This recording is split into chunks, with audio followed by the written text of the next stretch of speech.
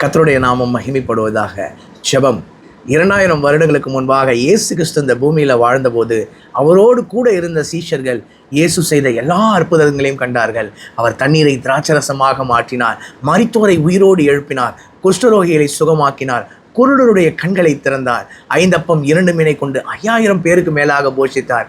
இதையெல்லாம் கூடவே இருந்து பார்த்த சீஷர்கள் ஒரு முறை கூட, ஆண்டவரே இந்த அற்புதத்தை எப்படி செஞ்சீங்கப்பா, எனக்கு சொல்லிக் கொடுங்க, எப்படி நீங்கள் பிசாசை துரத்துறீங்க, நாங்களும் துரத்தணும், எங்களுக்கு சொல்லிக் கொடுங்க, இந்த இடத்துல ஒரு வார்த்தை சொன்னால் அங்கே எப்படி சுகம் நடக்குது, இதெல்லாம் எங்களுக்கும் கற்றுக் கொடுங்கன்னு கேட்கவே இல்லை. இயேசுனுடைய சீஷர்கள் எதை சொல்லித்தர சொல்லி கேட்டார்கள் தெரியுமா? லூக்கா 11:1 வாசிக்கிறோம். இயேசு ஒரு இடத்தில் ஜெபம் பண்ணி முடித்த பின்பு அவருடைய சீஷர்களின் ஒருவன் அவரை நோக்கி, ஆண்டவரே, யோவான் தன்னுடைய சீஷர்களுக்கு ஜெபம் பண்ண போதித்தது போல நீரும் எங்களுக்கு போதிக்க வேண்டும் என்று கேட்டார்கள்ல. இயேசுனுடைய வாழ்க்கை ஜெபம் நிறைந்த வாழ்க்கையாக இருந்தது. அதை பார்த்த சீஷர்கள், ஆண்டவரே நீர் எங்களுக்கும் ஜெபம் பண்ண கற்றுக் கொடுக்க வேண்டும் என்று கேட்டார்கள்ல.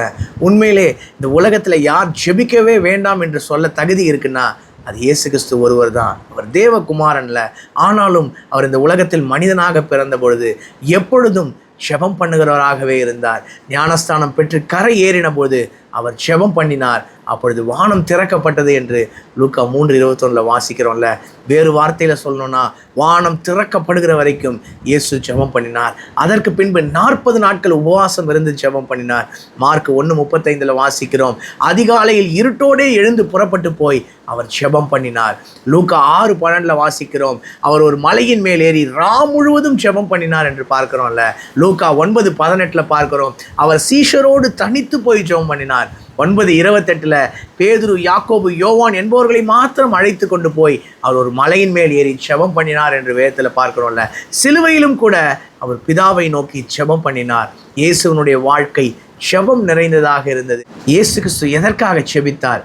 ஒரு மனிதன் பிசாசின் கண்ணிகளுக்கெல்லாம் சிக்காமல் பரிசுத்தம் உள்ளவனாக, ஜெயம் கொள்ளுகிறவனாக தன்னுடைய வாழ்க்கையை வாழ வேண்டும் என்றால் அவனுக்கு ஜெபம் அவசியம் என்கிற ஒரு மாதிரியை காண்பிப்பதற்காக இயேசு தன்னுடைய வாழ்க்கை முழுவதிலும் ஜெபிக்கிறவராகவே இருந்தார் என்று நாம் வேதத்தில் பார்த்தோம்ல.